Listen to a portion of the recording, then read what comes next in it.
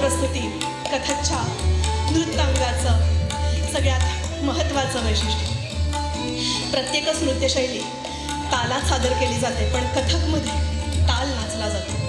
तालाचं आवर्तन सम, काल, खंड यांचा वेध घेत घेत एक एक रचना पुढे जाते।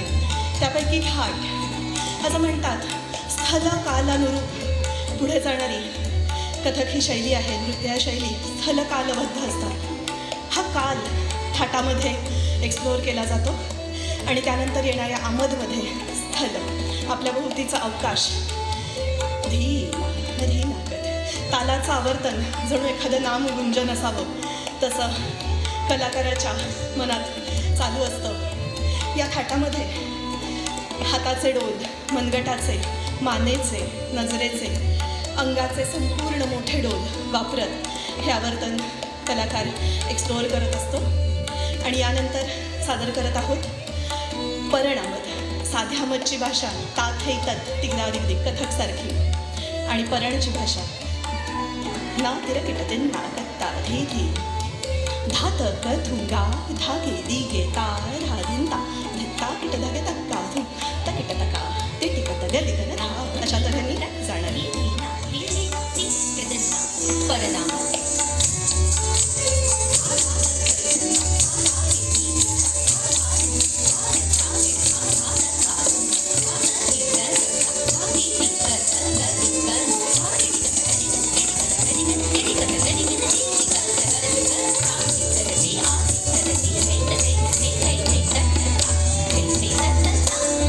Let's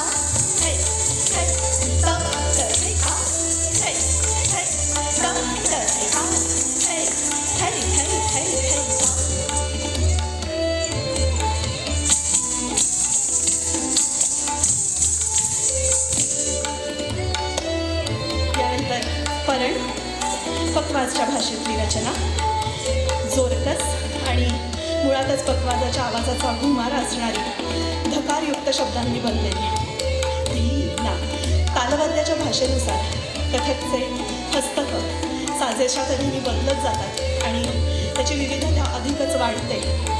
तोड्याला थोडीशी नाजूक असणारं हस्तक, परणाला मात्र जोरकस आहे.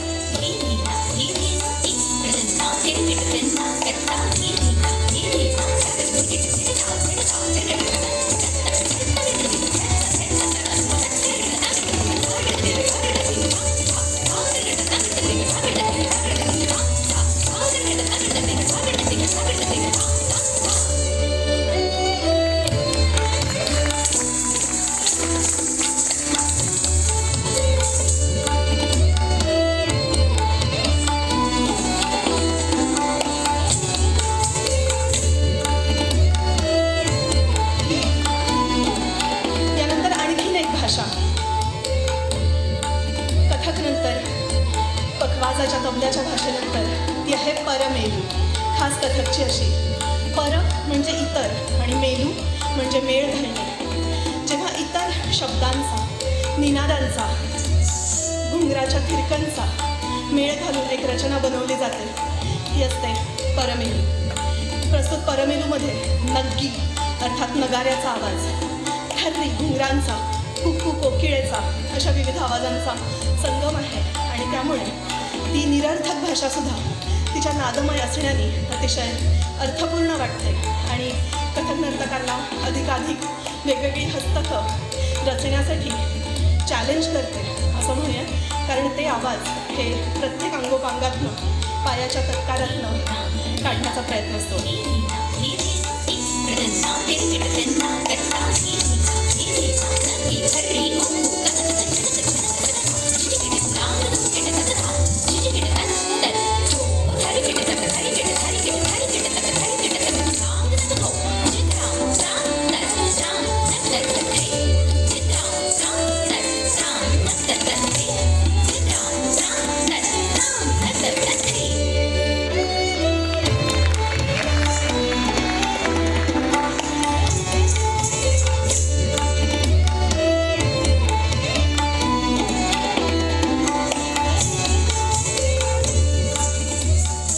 यानंतर तिहाया.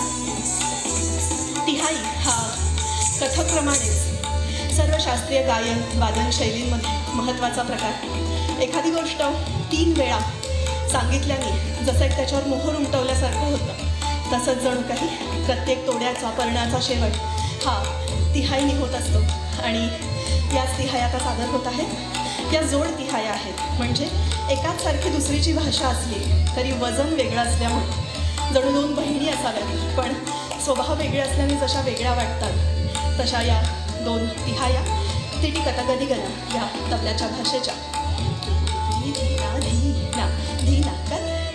तिहाईमध्ये आपण विविध अंग आणि तत्कार या दोन्हीचा संगम बघणार आहोत. जेव्हा इतर सादरीकरण असतं तेव्हा दोन्ही एकत्र असतं. आता दोन्ही वेगळं करून मांडण्याचा प्रयत्न करतो. विविध तिहाया ह्या आपण जय हे जय हे जय हे अशा दैनंदिन आयुष्यातही वापरतच असतो.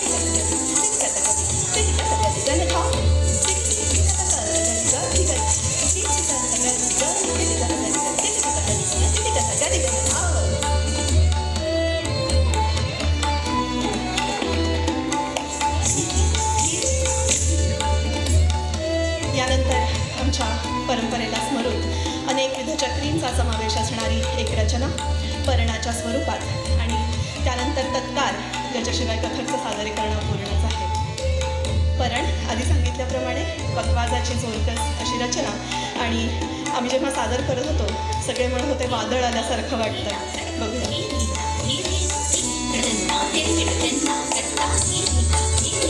Ah,